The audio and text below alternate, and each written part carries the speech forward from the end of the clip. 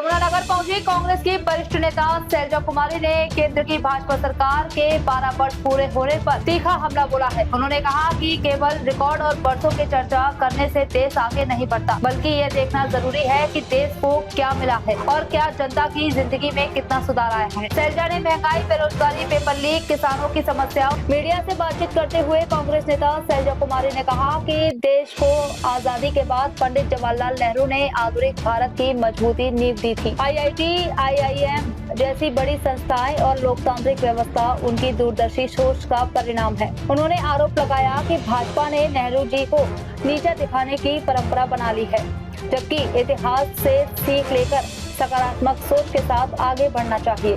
शैलजा ने कहा कि आज युवाओं का भविष्य संकट में है। लगातार पेपर लीक, भर्ती घोटाले और शिक्षा व्यवस्था की चुनौतियां युवाओं के सपनों को प्रभावित कर रही हैं। उन्होंने किसानों की आय दोगुनी करने के वादे पर भी सवाल उठाए और कहा कि सरकार अपने वादों को पूरा करने में विफल रही। कांग्रेस नेता ने कहा कि यदि 80 करोड़ लोगों को मुफ्त राशन देना पड़ रहा है तो यह विकास का नहीं बल्कि आर्थिक चुनौतियों का संकेत है। उन्होंने महंगाई, LPG और पेट्रोल डीजल की बढ़ती कीमतों पर चिंता जताते हुए कहा कि गरीब और मध्यम वर्ग दोनों आर्थिक जवाब झेल रहे हैं। विदेश नीति पर टिप्पणी करते हुए शैलजा ने कहा कि भारत को अपने नागरिकों और राष्ट्रीय हितों को प्राथमिकता देनी चाहिए। उन्होंने आरोप लगाया कि सरकार कई मामलों में स्वतंत्र निर्णय लेने के बजाय बाहरी दबावों में काम करती दिखाई दे रही है। बात केवल 12 साल या रिकॉर्ड की नहीं है, बात यह है कि देश को क्या मिला। आज महंगाई बढ़ रही है, युवाओं का भविष्य खतरे में है, किसान परेशान है और मध्यम वर्ग आर्थिक बोझ झेल रहे हैं। देश को सकारात्मक सोच, लोकतांत्रिक मूल्यों और सबको साथ लेकर चलने की जरूरत है, तभी भारत सही मायनों में आगे बढ़ सकेगा। बात ये है कि वो समय क्या था, नेहरू जी ने इस देश को, दुनिया को क्या देन निष्पक्ष होना सिखाया था। हमारे नेहरू जी ने देश जंजीरों से निकला था, जंजीरें तोड़कर हमने आज़ादी पाई थी और आधुनिक भारत की नींव, आधुनिक भारत की सोच और ऐसी संस्थाएं इस देश को देकर गए नेहरू जी, जिसके कारण आज हम उस नींव पर खड़े हैं। और आज के दिन एक रिवाज सा कर दिया है भाजपा ने, नेहरू जी को नीचा दिखाना, अपने आप को नीचा दिखाना। कभी भी देश ऐसे आगे नहीं बढ़ सकता, नकारात्मक सोच के साथ देश आगे नहीं बढ़ सकता। सकारात्मक सोच रखेंगे, इतिहास से सीखेंगे और इतिहास की जो देन है, हमारे लोकतंत्र की देन है। लोकतंत्र इस देश को इतनी बड़ी देन मिली थी उस समय हमारे फाउंडिंग फादर्स ने, और माननीय नेहरू जी हमारे पहले प्रधानमंत्री रहे, उन सब की देन रही। तो बात केवल दिनों की नहीं है कि रिकॉर्ड क्या है क्या नहीं, बात ये है कि इस देश को क्या देन मिली। और आज के दिन जो भारत में एक नकारात्मक सोच डाली जा रही है, नफरत डाली जा रही है, बच्चों का भविष्य उस समय बनाने की बात है। IIT, IIM बड़ी बड़ी संस्थाएं इस देश को मिली। आज के दिन हमारे युवाओं के भविष्य के साथ खिलवाड़ हो रहा है। जिस तरह से पेपर लीक का मामला, इतने बड़े बड़े स्कैंडल्स हो रहे हैं, ये आज मिल रहा है इस देश में। हाँ, एक सकारात्मक बात, देश आगे बढ़ रहा, अब केवल सपने दिखाए जा रहे हैं। अब 2047 की बात की जा रही है। ये कौन सा विकसित भारत है, आप बताइए। हमारे बच्चों का भविष्य, गरीबी, इतिहास पर ताने कसना बहुत आसान होता है, लेकिन अपनी उपलब्धियां दिखाएं, अपनी उपलब्धियां गिनाएं। आज क्या देश में मिल रहा है, आज की उपलब्धि नहीं है, 47 तक पहुंच गए। हमारा किसान के साथ खिलवाड़ हुआ, आमदनी दुगनी करने की बात की थी किसान की, आज वो कहाँ है। 80 करोड़, खुद बड़े गर्व से कहते हैं कि हम 80 करोड़ लोगों को राशन देते हैं। तो क्या इस बात पर गर्व है कि 80 करोड़ लोग आते हैं? कौन सा विकास के लोगों को ऊपर उठाया जो हमारे समय में ऊपर उठे थे, वो जब कोरोना आया तो लोग गरीबी रेखा से नीचे चले गए। और अगर कुछ लोग उसके बाद ऊपर उठे हैं वो प्रक्रिया बता रहे हैं। तो देखो, सकारात्मक सोच रखेंगे, सबको साथ लेकर चलेंगे तो देश आगे बढ़ेगा। हमारे देश में हर तरह का धर्म, हर तरह की जाति, हर तरह की समुदाय, सब इस आजाद देश में आगे बढ़ेंगे तभी देश बढ़ेगा। अगर आप केवल नफरत की सोच फैलाएंगे तो देश आगे नहीं बढ़ेगा।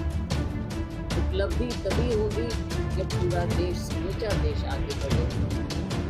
और चाहे असल में मिला क्या है? मैंने अभी गिनाया क्या मिला। आज नीट देख लीजिए, बच्चों का भविष्य देख लीजिए, कितने लोगों को, कितने बच्चों को आज नशा दो। अपने एरिया में इतनी जगह हम जाकर आए, हर जगह शिकायत कि नशा इस कदर फैल रहा है, अपराध इतने बढ़ रहे हैं। तो केवल मैं यहाँ की बहुत बात नहीं कर रही, लोकल बात भी होती है, देश की बात भी होती है। लेकिन देश में आज आगे बढ़ने का लोकतंत्र को मजबूत करने की सोच नजर आ रही है। रेणु भाटिया ने रिजाइन किया। आज हम बहुत जगह पर गए और लोगों की शिकायत रही हर जगह, गांव-गांव में, गलीचों में, कि कैसे नशा फैल रहा है और परिवार के परिवार नष्ट हो रहे हैं। तो सरकार क्या हाथ पर हाथ धरे बैठी? इस सरकार का क्या विजन है? क्या बात करते हैं? कौन सा ये विकसित भारत है, कौन सा ये विकसित हरियाणा है जहाँ हमारे लोग, हमारी युवा पीढ़ी नशे की लपेट में आ रही, जहाँ शासन कमजोर होगा वहाँ प्रशासन कमजोर। रही बात महिलाओं, हर जगह इन्होंने दीवारों पर, हर जगह इन्होंने पेंट कर दिया है, बेटी बचाओ बेटी पढ़ाओ। हम पढ़ते आ रहे हैं, लेकिन कितनी बेटियां बच रही हैं, कितनी बेटियां पढ़ रही हैं, स्कूल बंद हो रहे हैं, बच्चों की सुरक्षा, बच्चियों की सुरक्षा हो नहीं रही। तो ये केवल हर तरह से, हर नारे की तरह ये भी नारा इनका मुखला साबित हो रहा है। मगर जो कारण सिर्फ ये नहीं है कि SIR इंटेंसिव सर्वे का, उसकी आड़ में सही लोगों के वोट कटे और इतने लाखों में कटते हैं। अगर ना दलील ना अपीलों से कहने की बातें, आपने देखा एक राज्य दूसरा राज्य कितने वोट करते हैं और उसके बाद में कौन कहाँ जाकर इसमें वो करेगा। और इलेक्शन में उसका आपने जगह जगह पर देखा कि कैसे इसको लपेटे में लिया जा रहा है। SIR में लोगों के वोट कट जाते हैं, बाद में अपील करते रहे। तो ये अब चाहे इलेक्शन कमीशन हो, इलेक्शन कमीशन के रोल पर भी लोगों को शक होने लगा। अब ये वो संस्थाएं हैं जिन पर शक नहीं होना चाहिए, जिनके पास लोग जाएं कि भाई हमारा काम ठीक ठाक हो। तो मैं तो यही अपील करूँगी मीडिया के माध्यम से कि हरियाणा में SIR अब आ रहा है, तो पूरे ध्यान से कोई सही वोट कटना नहीं चाहिए, इसमें पूरा ध्यान रखा जाए हर लेवल पर, बूथ लेवल पर, और गलत वोट करने नहीं चाहिए। योजना में राशि हो रही है, धीरे धीरे हमें ये भी नजर आ रहा है कि बड़ौदा जिले में रेलवे बढ़ेंगे, GST बढ़ेंगे, तो आपको तरीके की राशि होगी तो हमारी पार्टी का क्या चल रहा है? पार्टी का तो ये स्टैंड है कि हम गरीब आदमी की, आम नागरिक, उज्ज्वला ने भी बहुत अच्छी बात उठाई कि उज्ज्वला के नाम पर इन्होंने इतनी राजनीति की भाजपा ने, और आज उज्ज्वला कहाँ लुप्त हो गई, कहीं दिख ही नहीं रही इनको उज्ज्वला। और उज्ज्वला की जरूरत है, कितने लोग ले पा रहे हैं। सिलेंडर की आप कीमत देख लीजिए कैसे बढ़ती चली जा रही है। हाँ, वो भी कम कर दिए, बिल्कुल सिलेंडर भी कम कर दिए, तो घर चलेगा कैसे? गरीब आदमी को इस महंगाई में और गलत नीतियों के नीचे कब चला जाएगा। तो अब उपलब्धियों की क्या जश्न है, ये कैसा जश्न? बेतहाशा ऐसे बढ़ रही है और इस सरकार का ये अपनी तो थपथपाने में लग गए। 12 साल हमारे हो गए, ये हो गए, लेकिन ये भी तो बताएं कि महंगाई आसमान को क्यों छू रही है और इनकी गलत नीतियाँ। आज आप दिखा तो रहे हैं कि हम इधर से उधर से लेंगे, लेकिन आप तो ऐसा लगता है कि हम अमेरिका के सामने घुटने टेक चुका है भारत। जैसे अमेरिका डिक्टेट करता है वही हमको करना पड़ता है। हम अपने लिए, अपने लोगों के लिए अपनी पॉलिसी नहीं बना पा रहे। तेल कहाँ से आए हम ये नहीं फैसला कर पा रहे। ये कि अमेरिका डिक्टेट करेगा कि आप रूस से कब तक ले सकते हो, रूस से आप कब तक नहीं ले सकते हो, तो हम अपने लोगों का तो सोच नहीं रहे। हम तो अमेरिका के बारे में, तो अमेरिका कहेगा हमने तो वो करना है। तो ये कौन सी गुलामी है हमारी?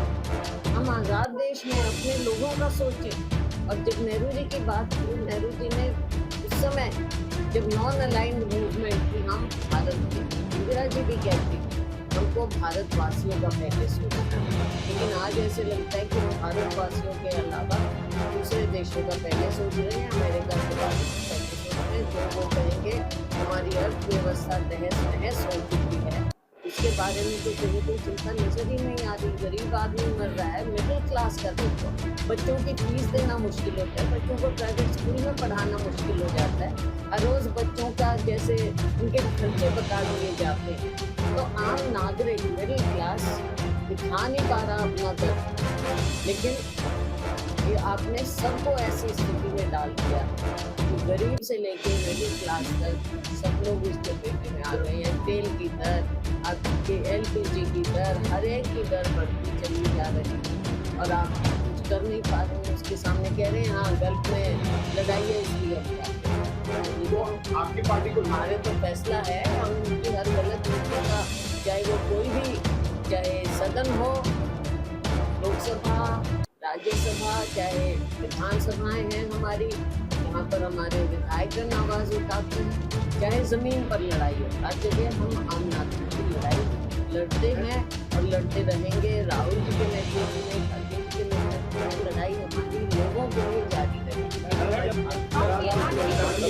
प्रकार से अपराध बढ़ रहे हैं और जिस प्रकार से जैसे उसकी इन्वेस्टिगेशन होनी चाहिए, कोई पारदर्शिता कहीं नजर नहीं आती। हर चीज में राजनीति आ जाती है और ये उसी का, अभी मुझे मालूम नहीं कि क्लियर क्या बात हुई है, लेकिन ये उसी का नतीजा देख रहे हैं। सत्ता पक्ष में इस तरह की बातें हो रही हैं, तो क्या कारण है? पारदर्शिता नहीं है, विश्वास नहीं है, किसी को किसी पर विश्वास नहीं, ना यहाँ पर न्याय मिलने पर विश्वास है।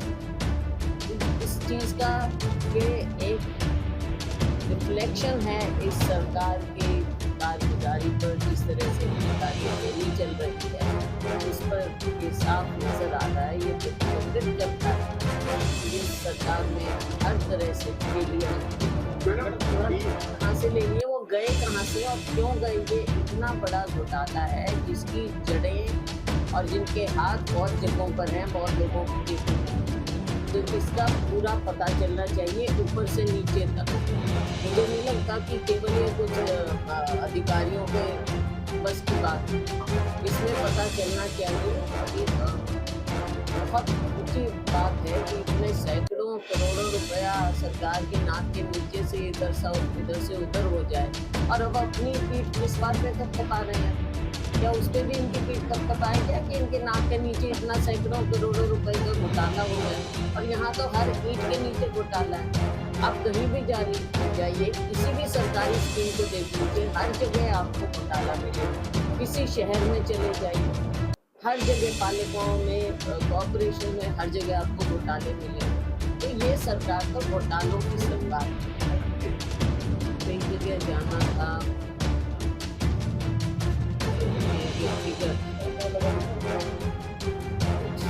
सामाजिक बातें भी, सामाजिक रूप से कई जगह जाना, पुराने डॉक्टर और पुराने साथी लोगों से मिलना जुलना, और अभी यहाँ के लोगों से यहाँ की बातें, समस्याएं, सबके बारे में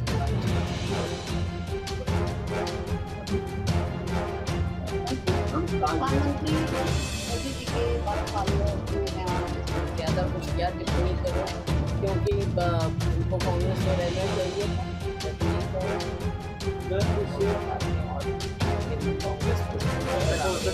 आने कैसे हो सकता है, कैसे हो सकता है? ये बीजेपी वाले भी नहीं है तो अभी भी बोल रहे हैं। क्योंकि बात ये है कि मुझे आ रही है महिला आयोग की तो आंकड़ा आपने खुद ही दे दिया कि कौन सा विकास है, कैसे देश डूबा जा रहा है। और देखो, जब तक हम ऐसी जगह पर बैठे हैं जहाँ पर छोटा हमारा उद्योग चलता है और उससे बहुत से लोगों को रोजगार भी मिलता है और अपना रोजगार भी जो अपना खुद छोटी इंडस्ट्री चलाते हैं। आज इस सरकार की नीयत ये है कि केवल बड़े घराने पर पनपे और जो छोटा उद्योग है, मध्यम उद्योग है, लघु उद्योग है, वो हमने अपने समय में सहाने की शुरुआत की, जो कि बंद हो गया। तो इनकी कोई सोच नहीं है इस तरह से कि हमारे ये लोग यहाँ पर कुछ विकास हो पाए। तो सोच ही इनकी बड़े लोगों की